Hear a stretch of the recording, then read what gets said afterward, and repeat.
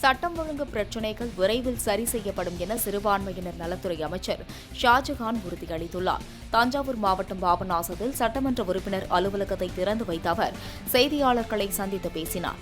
அப்போது சிறுபான்மையினர் நலத்திட்டங்கள் மற்றும் புதிய திட்டங்கள் குறித்து அதிகாரிகளுடன் ஆய்வுக் கூட்டம் நடத்தப்பட்டதாக தெரிகிறது. மேலும் ஆட்சி மாற்றம் ஏற்பட்ட குறுகிய காலமே ஆனதால் சட்டம் ஒழுங்கு நிலை குறித்து உடனடி முடிவுகளை எடுக்க இயலாது என்றாலும் அத்துமீறல்களை தடுக்க முதலமைச்சர் அதிகாரிகளுக்கு உரிய அறிவுறுத்தல்களை வழங்கியுள்ளார் என்றார். வரும் காலங்களில் நிலைமை முழுமையாக சீர்படுத்தப்படும் என்றும் அமைச்சர் ஷாஜகான் கூறினார். கடந்த 2 தினங்களுக்கு முன்பு தென்னை தலைமைச் செயலகத்திலே துறை சார்ந்திருக்கக்கூடிய 40க்கும் அதிகமான அதிகாரிகள் அழைத்து ஒரு ஆய்வுக் கூட்டத்தை நடத்தி முடித்திருக்கிறோம். அந்த ஆய்வுக் கூட்டத்தில் இந்த சிறுபான்மை மக்கள் நலன் சார்ந்து என்னென்ன திட்டங்கள் முன்னெடுக்கப்படுகிறது, மக்களிடமிருந்து என்னென்ன கோரிக்கைகள் வந்திருக்கிறது, செயல்படாமல் இருக்கக்கூடிய திட்டங்கள் என்ன, நிதி ஒதுக்காமல் இருக்கக்கூடிய திட்டங்கள் என்ன என்பதையெல்லாம் குறித்து ஆய்வுக் கூட்டத்திலே நாம் கேள்வியாக வைத்திருக்கிறோம். அடுத்த ஆய்வுக் கூட்டத்தில் அவர்கள் சமர்ப்பிக்கக்கூடிய அறிக்கையின் அடிப்படையில் எதையெல்லாம் செம்மைப்படுத்த வேண்டுமோ, எதையெல்லாம் புதிதாக கொண்டு வர வேண்டுமோ அந்த திட்டங்களெல்லாம் ஆய்வு குறித்து ஆலோசித்து முதலமைச்சருடைய கவனத்திற்கும் கொண்டு சென்று ஒன்றிய அரசும் இதில் சம்பந்தப்பட்ட துறை என்பதால் அவர்களிடத்து இந்த கோரிக்கையெல்லாம் கொண்டெடுத்து நிச்சயமாக வென்றெடுப்போம்.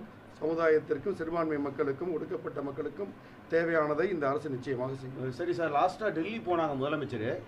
இப்போ இவங்களை சந்திக்க அமித்ஷாவையும் காங்கிரஸ் தலைவர்கள் ராகுல் காந்தி, சோனியா காந்தியை சந்திக்காமல் வந்திருக்காங்களே. ஏன்னா பிளானிங் சந்திக்கிறதா தானே இருந்துச்சு, என்ன விஷயமாக சந்திக்காமல் வந்தாங்க? யாரை சந்திக்க போகிறோம் என்று எந்த அறிக்கையும் முன்மே முதலமைச்சர் வந்து வரவில்லை. அவருக்கு சந்திக்க சென்றது மாண்புமிகு இந்திய நாட்டினுடைய பிரதமரை அவர் சந்தித்திருக்கிறார்கள். தேவைப்படக்கூடிய வேண்டுகோளை வைத்திருக்கிறார்கள். அதை பெற்றுத் தருவார்கள் நம்பிக்கையுடன் நம்ம இருக்கிறோம்.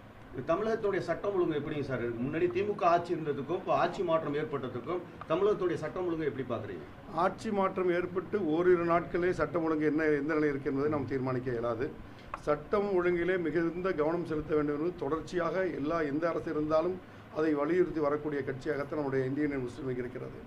அந்த வகையில் அங்கொன்றும் இங்கொன்றுமாக ஒரு சில அசம்பாவிதங்கள் நடந்திருந்தாலும் கூட அதையும் தடுத்து நிறுத்தும் பொருட்டு மாண்பு முதலமைச்சர் அவர்களும் அதிகாரிகளிடத்தில் வேண்டுகோள் வைக்கப்பட்டிருக்கிறது. வரக்கூடிய காலங்களிலே அதை முழுமையாக சரிப்படுத்தக்கூடிய வகையிலே நிகழ்வுகள் இருக்கும். பாபநாசத்தில் வந்து வென்றெடுத்திருக்கீங்க சார். முதல்ல பாபநாசம் பத்திரிகையாளர் சங்கம் சார்பாக வாழ்த்துக்களை தெரிவிச்சுக்கிறோம். நன்றி. இப்போ பாபநாசத்தில் வந்து முதல் திட்டங்களாக என்ன மாதிரியான திட்டங்கள் நீங்கள் நிறைவேற்றத்துக்கு வச்சுருக்கீங்க சார்? இன்னும் என்னென்ன திட்டங்களெல்லாம் நிறைவேற்றுறதுக்கு உண்டான எண்ணங்கள் இருக்கு?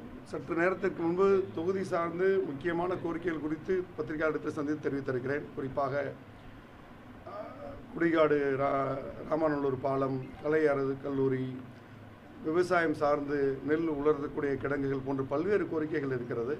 அதை குறித்து ஒரு பட்டியலை தயார் செய்து மாண்புமிகு முதலமைச்சரிடத்தை சந்திக்க இருக்கிறோம். அது எதில் முதலாவது, எது இரண்டாவது, எவ்வளவு நிதி ஒதுக்கீடு செய்யப்பட வேண்டும் என்பது நிதித்துறையெல்லாம் கலந்து ஆலோசித்தான் முடிவெடுக்கப்படும். ஆனால் தொகுதி சார்ந்து ஒரு சட்டமன்ற உறுப்பினராக இருப்பதை விட ஒரு அமைச்சர் பொறுப்பும் இருப்பதால் தொகுதிக்கு தேவையான திட்டங்களை வெகு விரைவாக செயல்படுத்த முடியும் என்ற நம்பிக்கை இருக்கிறது. நிச்சயமாக செயல்படுத்துவோம். அரசியலை பொறுத்த வரைக்கும் கூட்டணி நம்ம தமிழக வெற்றி கழகத்தோடு நம்ம தொடர்கிறோம். அந்த கூட்டணியில் எந்த கட்சியை சேர்ப்பது, இணைப்பது, ஒரு சட்டமன்ற உறுப்பினர் விரும்பி பதவி ராஜினாமா செய்துவிட்டு ஒரு கட்சியில் சேர்வதில் அவர்கள் தனிப்பட்ட சார்ந்த உரிமை, விருப்பம். அதில் நாம் கருத்து சொல்வதற்கு எதுவும் இல்லை.